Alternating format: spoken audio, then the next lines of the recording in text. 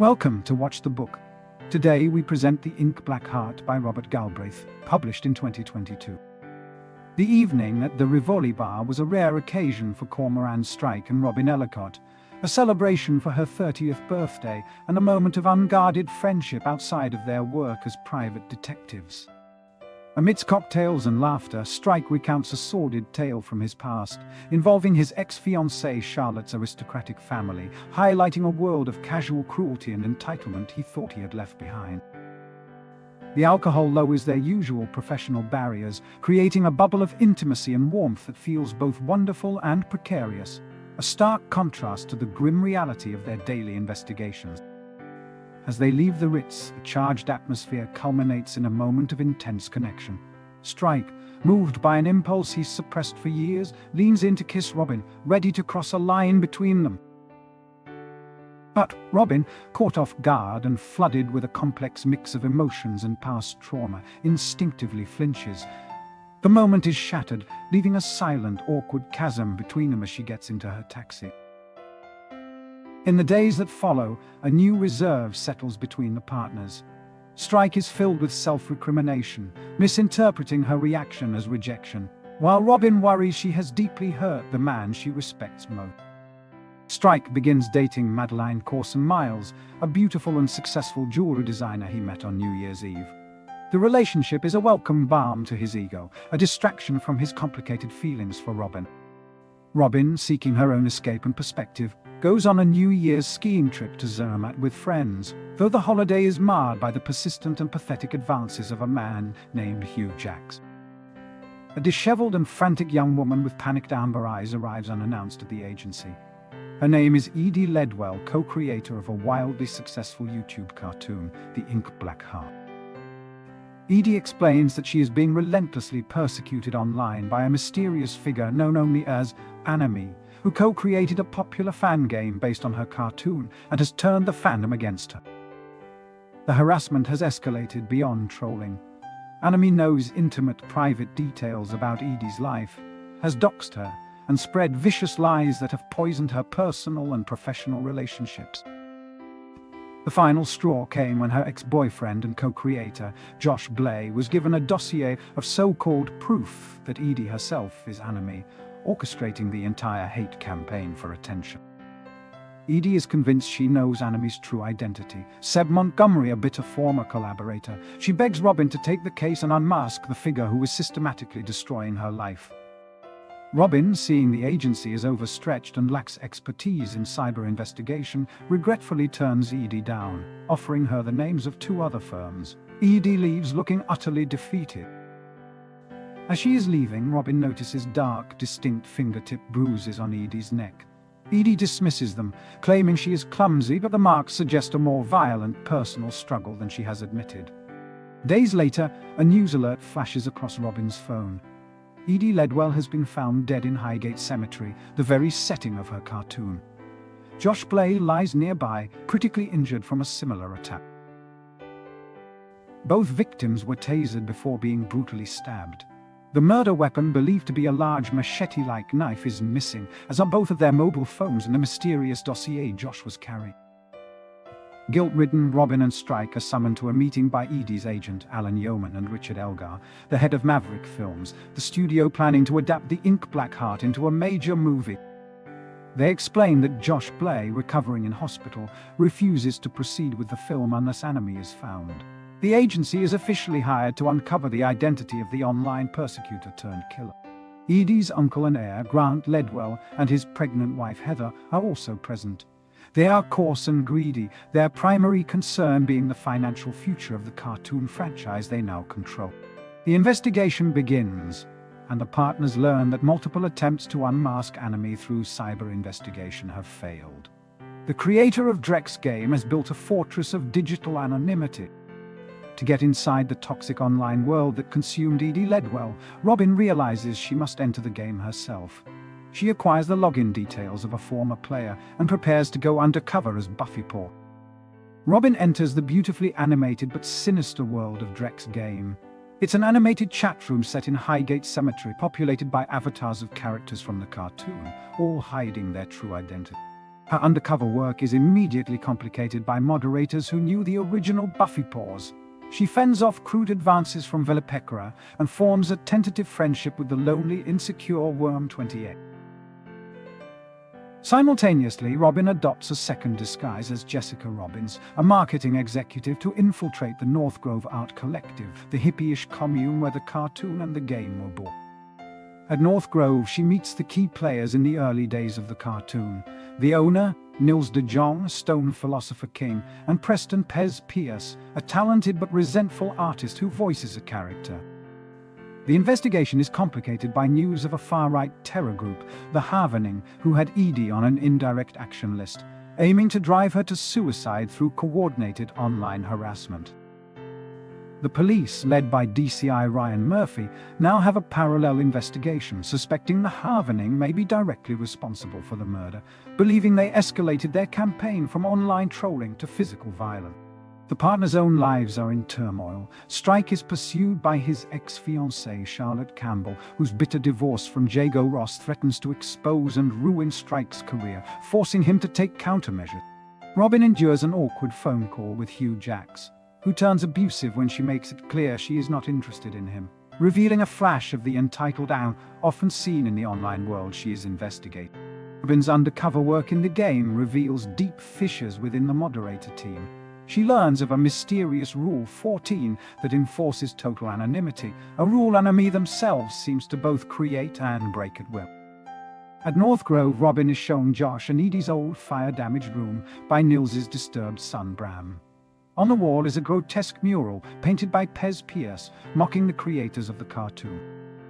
Bram, a boy with a genius IQ and a deeply traumatic past, becomes a recurring source of unsettling information, showing Robin a dead rat in a jar and claiming to know who killed Edie Ledwell. Robin tracks Tim Ashcroft to a cafe. He's with a frail, tattooed fan she recognizes from the game's description. The girl's haunted eyes confirm it. She has found the real Worm 28, Zoe Hay. In a tense interview with Tim Ashcroft, the actor who voiced the Worm, Robin learns of his deep-seated resentment and his problematic interactions with underage female fans on Twitter, making him a serious suspect. A new and potent suspect emerges: Kea Niven, Josh Blaze's ex-girlfriend, who claims Edie stole the core ideas for the ink Black Heart from her. She has a powerful motive for revenge. Strike interviews the chronically ill Kea, who spins a convincing tale of betrayal by Josh and plagiarism by Edie. She points the finger at Pez Pierce, claiming he is the sexually aggressive Anomie. Strike uncovers Kea's own deleted tweets, which contain violent threats against Edie and Josh, posted on the very night of the attack, creating a direct link between her rage and the murders. As Strike leaves the Niven house, he is viciously attacked by Kea's mother's pet cockatoo, a moment of absurd and unexpected violence that leaves him with a bleeding cut on his temple. The partners uncover a secret connection. Kea Niven has been communicating with Inigo Upcott for years via his chronic illness support website, manipulating him for information and sympathy. The focus shifts to Philip Ormond, Edie's fiancé. The police discover he lied about his alibi and had placed a tracker on Edie's phone. He is arrested on suspicion of her murder. Just as the case seems solved, Strike receives an anonymous call. A deep, distorted voice delivers a cryptic and chilling message. If he wants to know the truth, he must dig up Edie Ledwell. Robin, as Jessica, goes for a drink with Pez Pierce. He becomes physically aggressive and kisses her, all while revealing key details about his past relationship with Edie. Strike and Robin confront Inigo Upcott at his seaside cottage. He confesses to his secret friendship with Kea and, in a fit of rage, accuses Yasmin Weatherhead of being Anomie. The investigation takes a dangerous turn when a known Havening member is seen taking photographs of Robin's new flat. She receives a whispered death threat over the phone: "I am going to kill you." Believing Robin is in imminent danger, Strike moves into her flat to act as her bodyguard, forcing them into a strained cohabitation under the shadow of the terrorist threat and their unresolved feelings. Over dinner in Robin's flat, Strike outlines his theory. Anomie is not just one account, but a network of troll personas all operated by the same person to create a coordinated army of hate. Robin's own deep dive into the fandom leads her to a critical discovery. The identity of moderator Fienduon is Rachel Ledwell, Grant's estranged teenage daughter, who has been hiding in plain sight. In a clandestine meeting in a park in Leeds, a guilt-ridden Rachel confesses everything she knows, culminating in the bombshell revelation of Morehouse's true identity, Dr. Vikas Bardwire. The partners race to Cambridge to speak with Vikas, hoping he can finally unmask Anomie. They arrive at his college rooms to find him murdered, his throat slit, his computer's hard drive stolen. The murder of Vikas confirms their worst fears. Anomie is not just a troll but a ruthless serial killer, and the case has become a desperate race against time to prevent another death. Robin discovers who has been impersonating the beautiful redhead Paperwhite inside the game to seduce Vikas. Anomie stole the private photos of a Glasgow art student, Nicole Crystal, to create a perfect honeypot. The real Nicole Crystal confirms she sent the photos to her actor ex-boyfriend, Marcus Barrett, giving the agency their first tangible link to Killer's real-world network. The investigation is shattered when Yasmin Weatherhead confesses she was blackmailed by Anomie into impersonating them in the game, rendering all their hard-won alibis completely useless. All suspects are back in play. The partners are back at square one, forced to re-examine every piece of evidence, knowing the killer could be any of the original group. Mike's relationship with Madeline implodes in a drunken, public argument, ending with him collapsing in the street from pain and exhaustion, forcing him to confront his own self-destructive habits. Robin, working late into the night, makes the final crucial connection. The troll accounts all share linguistic tics and obsessions that point to a single disturbed individual from Darcy Barrett's past. A shared love of specific obscure composers and the repeated references to Queen's Bohemian Rhapsody confirm it. The killer's identity is not hidden in code but in their cultural fingerprint. Mike finally understands the anonymous calls. They weren't from a troll but from Flavia Upcott, who saw Gus switch the letters and was trying to expose her brother in the only way she knew how. The partners now know Anomie's identity, Gus Upcott. They race to the Upcott's house in Hampstead, fearing he is about to strike again. A premonition confirmed when they hear Flavia scream over the phone. They find a scene of carnage. Gus, having been exposed by his college, has snapped. He has murdered his father Inigo and critically wounded his mother Katya. He's now hacking at the bathroom door, trying to kill Flavia. Strike is tasered by Gus at the front door. Robin, in a desperate move, jumps from the stairs onto Gus's back, initiating a brutal fight for survival that moves through the blood-soaked house. Robin throws a heavy marble sculpture through a window to attract attention. As Gus corners her, she fights back viciously, biting his arm to escape his grasp. Trapped in the bathroom with the bleeding Katya and terrified Flavia, Robin makes a last stand, ready to fight Gus with a heavy potted cactus as he hacks through the door with his machete. Just as Gus breaks through, alerted neighbors rush in. Robin seizes the opportunity, smashing the heavy pot over Gus's head, incapacitating him long enough for the men to restrain him. She runs back downstairs to find Strike bleeding from a deep stab wound to his chest, his lung punctured. He is conscious but fading as the wail of sirens finally fills the street. In the aftermath, the full story of Gus Upcott's motives emerges. A lonely, disturbed incel radicalized online, he became obsessed with Edie, then turned on her when she rejected the game, his creation. His jealousy of Vikas's relationship with the fake Paperwhite and his fear of exposure led him to murder his only friend, and the final bloody rampage. A week later, Robin visits Strike in the hospital. He is recovering, but the experience has shaken them both. The office has been repaired, a physical symbol of their ability to endure and rebuild. The case receives a second, more specific anonymous call. The distorted voice now tells Strike, "If you dig up Edie, you'll know who Anomie is." It's all in the letter, pointing them toward a tangible clue. Acting on the tip, Strike confronts Grant Ledwell. Under pressure, Grant admits he opened the letters meant for Edie's coffin and withheld one, a hate-filled handwritten confession from Anomie. Strike reveals his surprise. The new glass on the office door now reads Strike and Ellacott Detective Agency. It is a final, undeniable acknowledgement of their partnership and his dependence on her. Overcome with emotion, Robin clasps his hand. It's a moment of profound connection, years in the making, cementing a bond that has been tested by violence, secrets, and their own stubborn heart. As she's about to leave, Robin reveals she has a date with DCI Ryan Murphy. Strike, who has just ended things with Madeline, is visibly dismayed, finally forced to confront the true nature of his feelings for his partner. Robin returns to her empty flat. The threat of the Harvening has been neutralized, Anomie is behind bars, and her new home is finally a place of safety. She feels a quiet sense of victory and independence. At North Grove, Nils de Jong continues to hold court, oblivious to the darkness he fostered. His son Bram, now without his chief tormentor, finds a strange new peace, though his trauma remains. Pez Pierce, cleared of suspicion, lands a major comic book deal, finally achieving the success he felt Edie had stolen from him, though it is tinged with the memory of the violence that surrounded the case. Tim Ashcroft, his predatory behavior exposed, quietly leaves the roving school players and disappears from public view, his career in ruins after his encounter with Strike. Yasmin Weatherhead, having cooperated with the police, avoids prosecution. Humbled and stripped of her online status, she abandons her book and retreats into a quiet life in Croydon.